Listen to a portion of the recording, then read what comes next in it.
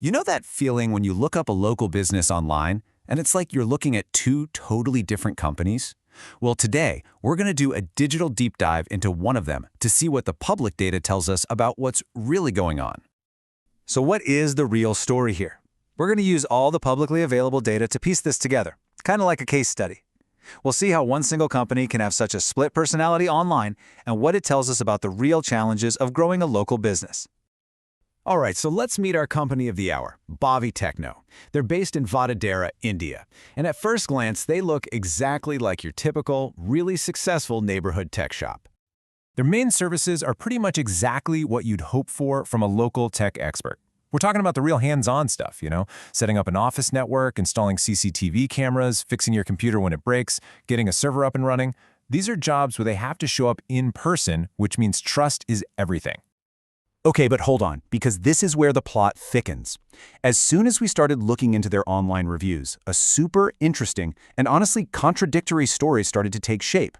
It's truly a tale of two reputations. First up, check this out. For their main local business, all that installation work we just talked about, they have an amazing rating. A 4.8 out of 5 is fantastic. And it's not just from a few people, we're talking 278 reviews. That's a big enough number to tell you they're doing something right. And yep, the actual comments from customers totally back this up. People are raving about their service, their support, the prices. The message is loud and clear. If you're in Vadodara and need hands-on tech help, Bhavi Techno is the place to go. But then we found this.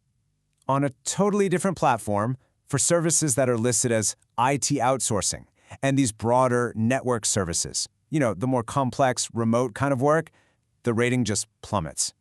A 2.6 out of 5 stars. Wow, that's a shocking difference. So this is the central question, right? How can the same company be seen as excellent by one group of customers and, well, poor by another? How can both of these realities be true? The answer, it turns out, says a lot about the pressures of being a small business today. I mean, just look at this laid out side by side. The gap is crystal clear. On one side, you have a near-perfect 4.8 for local, in-person work. On the other, a struggling 2.6 for these bigger IT projects. This massive contrast isn't a fluke. It's the key that unlocks the whole story. Okay, so to solve this mystery, we've got to pop the hood and see how Bhavi Techno's actually built. The answer isn't really about what they do, it's about how they're structured to do it. First thing you need to know, legally they're a proprietorship. Now that's a super important detail. It basically means it's a small-scale, one-person show. The owner and the business are one and the same in the eyes of the law, which almost always means a smaller, more nimble, but also less formal setup. And the data really paints the picture of a true micro-enterprise. You've got the CEO, Rana, Bhaviniben, Jainankumar, a tiny team of 10 people or less, and an annual turnover that puts them firmly in the small business category. We're talking about a very lean operation. Now, the company's history is where we find a really big clue. Check out these dates. They've been operating in some form since 1998, but their formal registration as a proprietorship only happened in 2021. This suggests they were running informally for decades before making it official, which is pretty common, but it tells us the official structure is very new.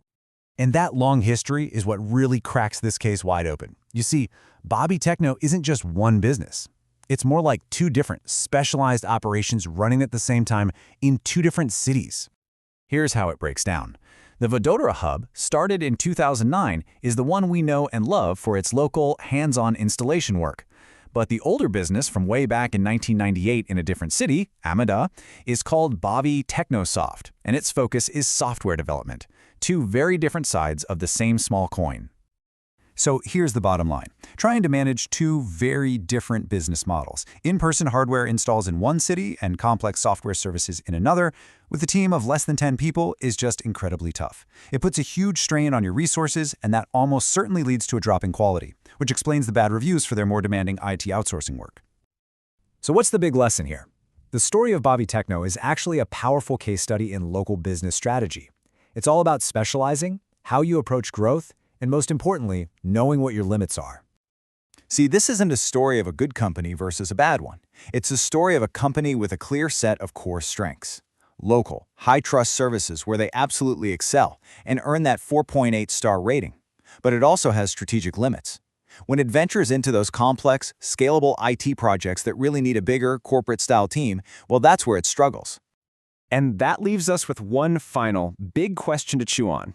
What does growth really mean for a local business?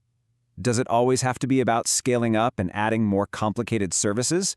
Or could true growth mean perfecting that local, high-trust niche and just becoming the absolute best at what your community already loves you for?